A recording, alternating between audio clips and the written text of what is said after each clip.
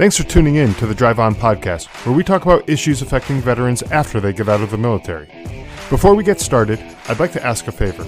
If you haven't done so already, please rate and review the show on Apple Podcasts. If you've already done that, thank you. These ratings help the show get discovered so it can reach a wider audience. And while you're there, click the subscribe button so that you get notified of new episodes as soon as they come out. If you don't use Apple Podcasts, you can visit driveonpodcast.com/subscribe to find other ways of subscribing, including our email list. I'm your host, Scott DeLuzio, and now, let's get on with the show.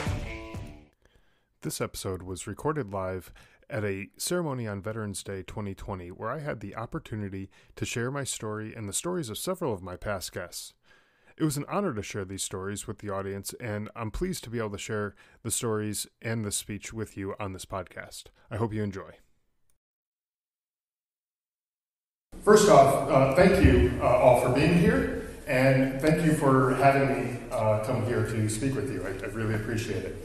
My name is Scott DeLuzio, as you heard, and I'm an Army veteran, having served for about 6 years with as an infantryman with the Connecticut Army National Guard. During that time, I deployed to Afghanistan, so no, I wasn't just a weekend warrior. I'm also the host of a podcast called the Drive On Podcast. And I'm assuming everyone is familiar with what podcasts are, and if you're not, you're listening to one right now because I'm recording it for a future episode. Anyways, I started this podcast about a year and a half ago after hearing about how many problems veterans were having after getting out of the military.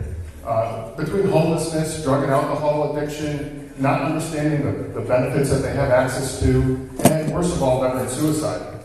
I personally know veterans who were affected by all of these issues and then some. Our company was lucky enough to not lose any soldiers while we were deployed to Afghanistan. But after we started losing them at home to suicide, I felt like something really needed to be done. That was the kick in the pants I needed to get this podcast started.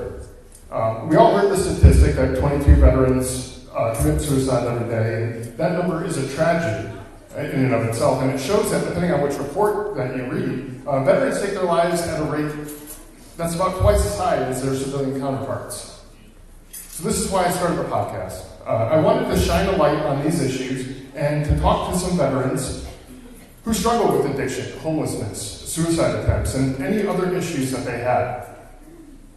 The thought I had was that chances are if one veteran struggled with an issue, others could be struggling too.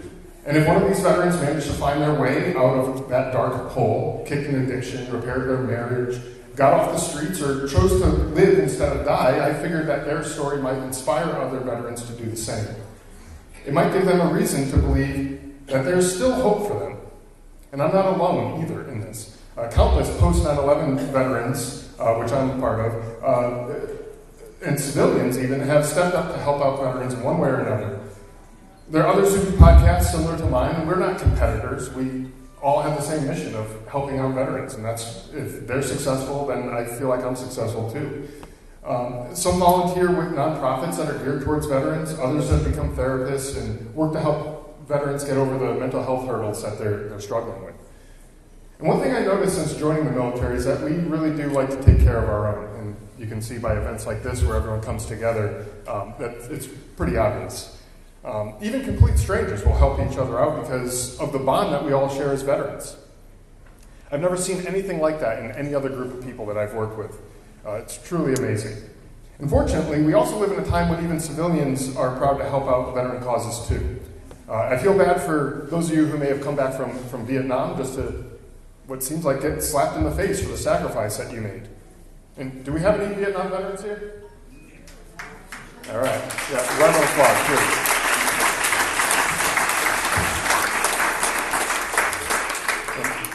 And welcome home and thank you for your service. And the reason why I'm singling you out, the Vietnam era, is because of that 22 veterans a day number that I talked about, it's largely made up of veterans from your age group, from your demographic.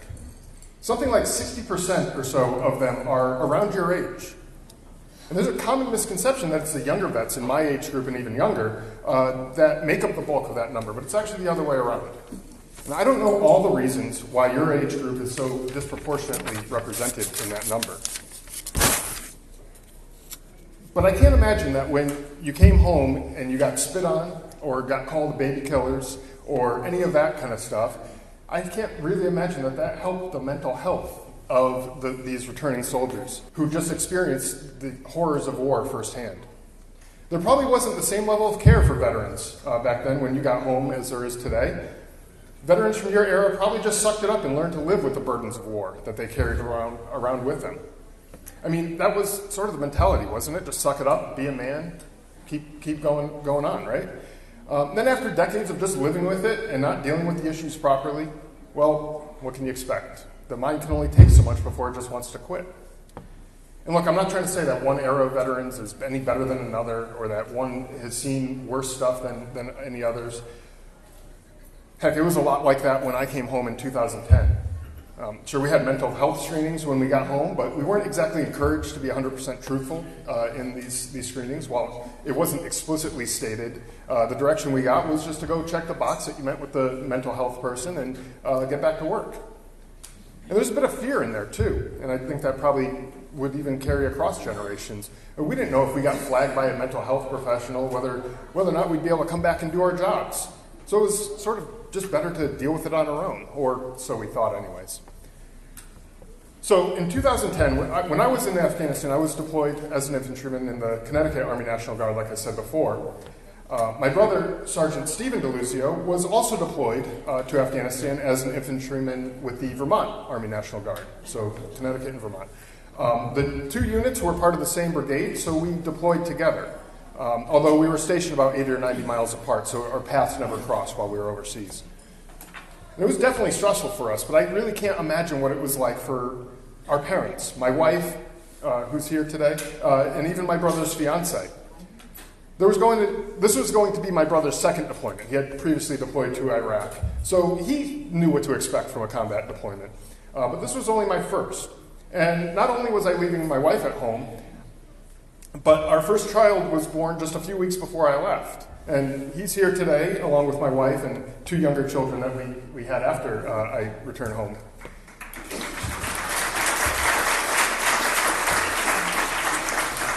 Now, like anyone else who goes to combat, I did my best to prepare for the worst before I left. I took care of all the tangible things that you could do. I made sure my will was complete, my life insurance was squared away, and all that stuff that you don't really like to think about, but you do anyways because you're a responsible adult.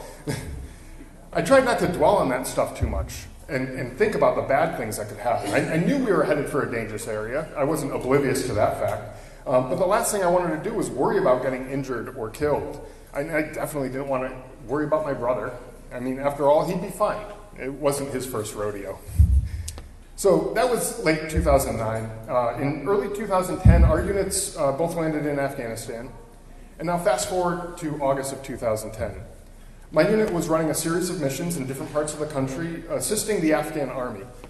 We were training their soldiers and then going out on raids to flush the Taliban fighters out of various villages for several weeks. On August 22nd, 2010, we were on a mission going door to door through a village where there's mud huts, goats, dogs, other animals wandering around everywhere. And believe me, you haven't seen poverty until you've been dropped in the middle of a random Afghan village. It's really amazing. Anyway, we had a relatively successful mission where we found some of what we were looking for, and we began to head back out of the village. And around that time, I got a call on the radio saying that the commander was looking for me. Now, I was just a sergeant. And if you know anything about the chain of command, which I'm sure a lot of you do, you know that it's rare for a commander to come directly looking for a sergeant without going through the chain of command. Usually, when this happens, you either did something really, really well, or you screwed something up. And I couldn't think of anything particularly good that I did that day, so my head started spinning, trying to think of what I did wrong, or maybe one of my guys had done something wrong, and so I started checking on all of them and trying to figure that out. Then it dawned on me that maybe a Red Cross message had come through to tell me about something that happened back home. I had some elderly relatives, and maybe one of them passed away or something happened to them. I had a young child and a wife. She was young too. And maybe something happened to them. So my head was spinning of all the things that could have happened. And so eventually I met up with the commander, ready for just getting chewed out for whatever I had done wrong that I didn't realize I had done wrong, or some other devastating news from back home. And when he had me sit down to talk to him, I knew that I wasn't going to get chewed out the way I was actually kind of hoping for. I remember him looking at me in the eye and telling me that my brother's unit was ambushed and that my brother was hit in this ambush. Immediately, I just went straight to thinking that my brother needed some help. Maybe he needed an organ or a blood donation. My head started spinning, thinking about the logistics of how fast a helicopter could get me out of there so I can get to where he was so I could help him. It's kind of a big brother in me. But I didn't totally understand what the commander was telling me. See, not only was my brother hit in this ambush, but he was killed in action.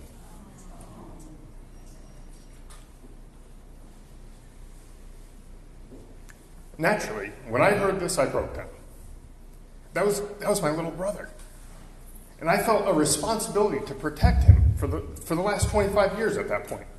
And I remember when we were kids, my dad used to ride us around on his back, like, pony rides. He'd have both of us up there. And one time my brother, when he was just old enough to sit up on his own, we were both up on my dad's back and for one of these pony rides. And we had a bunch of Legos on the floor because, like most kids, we're terrible at cleaning up our toys, which I'm sure did wonders for my dad's knees and hands. But at one point, my brother started to slip off my dad's back. And when I saw this, instead of letting him slip off and hit the Legos and get hurt, I swung myself around, landed on the Legos, and shielded him from hitting the bricks.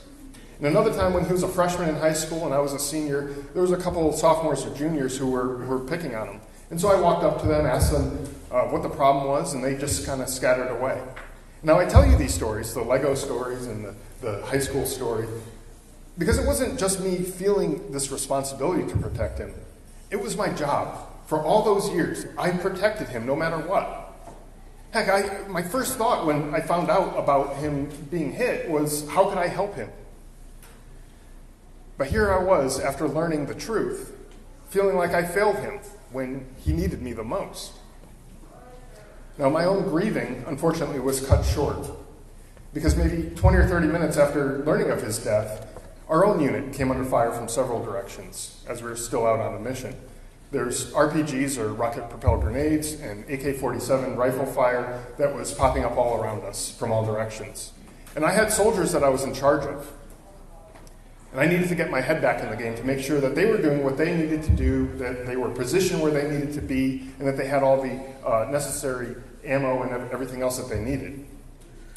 Fortunately, the fight was short-lived because we had air support in the area, which took care of a good portion of the problem for us, and we either got the rest or caused them to retreat. Now, after the fighting stopped, I remember looking around at the Afghan soldiers and our Afghan interpreters who were with us, and I felt this enormous amount of anger and hatred build up inside of me towards those people. And my wife's here. You can ask her. I was not a hateful person towards anybody. Yet here I was, hating people that I barely knew, and most of them I didn't even know their names. I hated them for not taking care of their own country, taking care of their own business. I hated that despite 9 years of American intervention at that time in their country was still a disaster, which made it necessary for people like my brother to come there to die.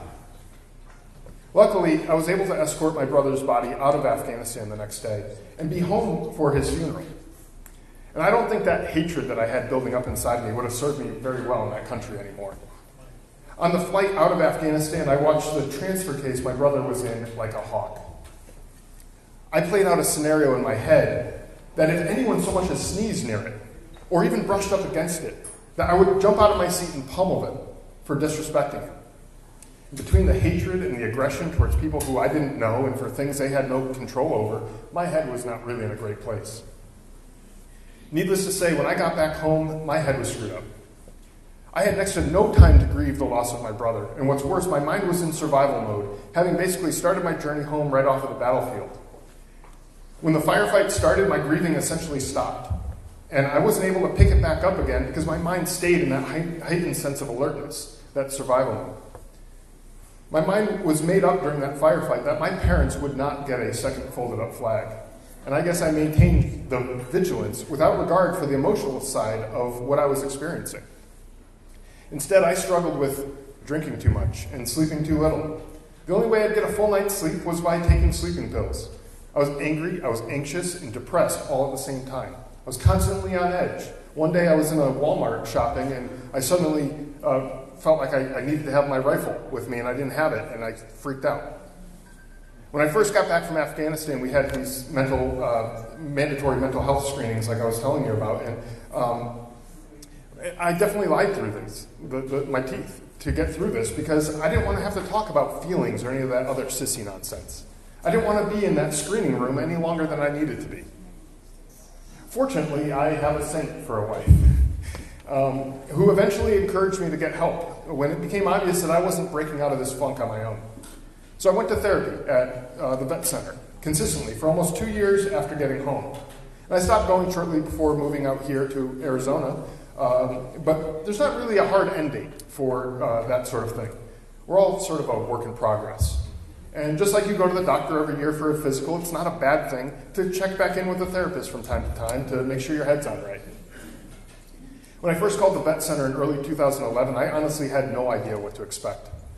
Was I going to be sent to some loony bin or a nut house or whatever you want to call it? Was I going to get kicked out of the army? I really had no idea. But I knew that I had to do whatever I could to work my way to be back to somewhat closer to the man that I used to be.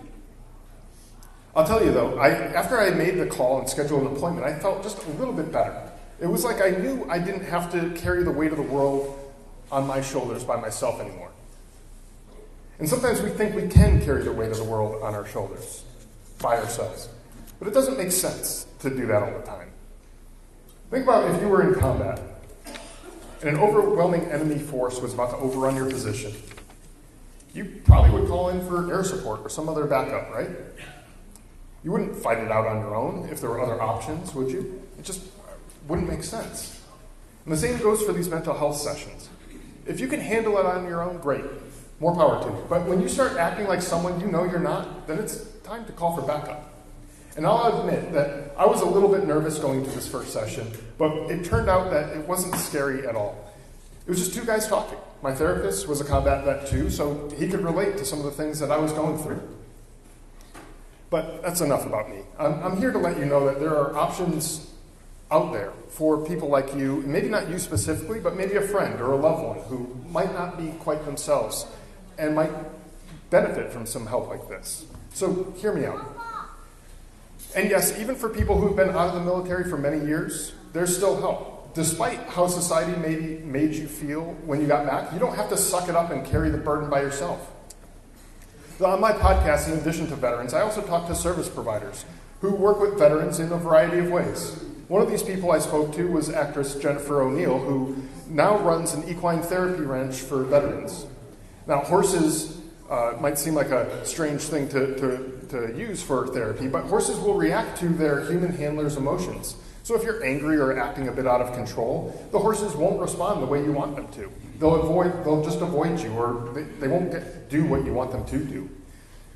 You have to get your emotions under control in order for the horses to follow your commands. And this type of therapy makes you more aware of your emotions, to start letting you learn when you're getting upset and to calm yourself down before you get out of control. Another guest I had on the show was a veteran friend of mine who talked about his struggle with depression after returning from Afghanistan. He tried the talk therapy, which was okay, but it wasn't quite doing it for him. He found out about a veteran art program, and since he grew up watching Bob Ross paint those happy little trees, he figured if Bob Ross could be as happy as he was while he was painting, he might as well give it a whirl too. And it turned out that one painting lesson that he took made him fall in love with art. He went out and bought all the art supplies, the canvas and the paints and the brushes and everything like that, and he painted all the landscapes that he could think up of in his head while he was in his basement. But then he decided he wanted to get outdoors to take pictures of more landscapes and more beautiful scenery.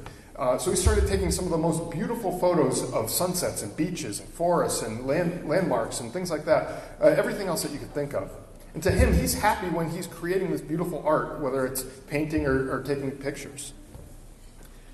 Another veteran friend I had as a guest on the podcast has described the outdoors as his church, his therapist, his doctor, and his gym. It's a place where he can be alone with his thoughts and address the things that are bothering him. He mountain climbs whitewater rafts, hikes, goes snowshoeing, and anything else you can think of that's outdoors. And again, he does this to cope with the issues that he is dealing with from serving overseas.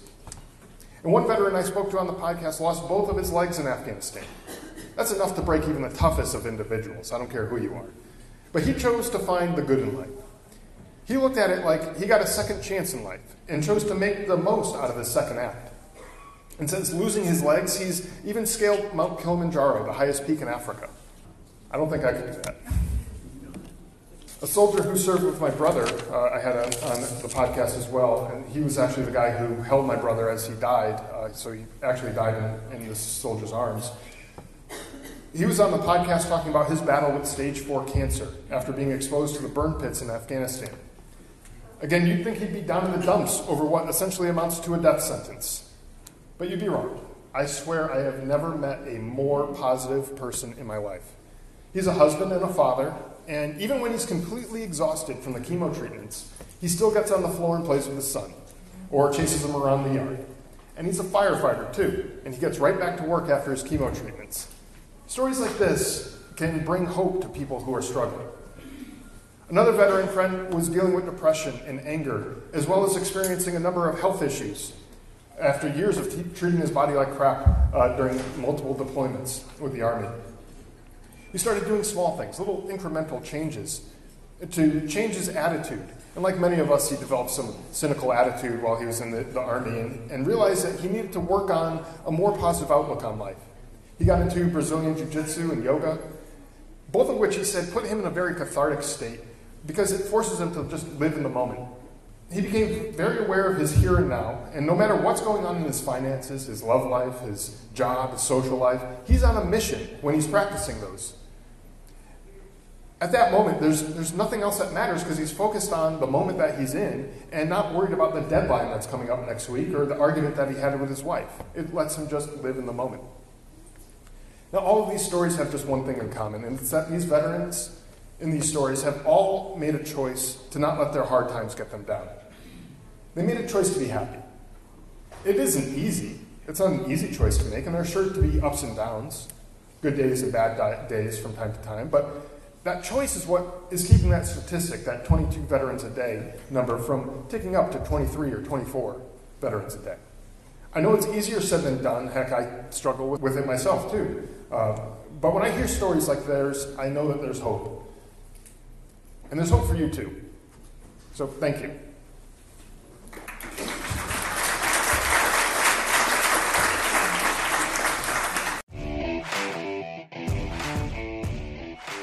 Thanks for listening to the Drive On Podcast. If you want to check out more episodes or learn more about the show, you can visit our website, driveonpodcast.com, or on Facebook, Twitter, and Instagram at Drive On Podcast.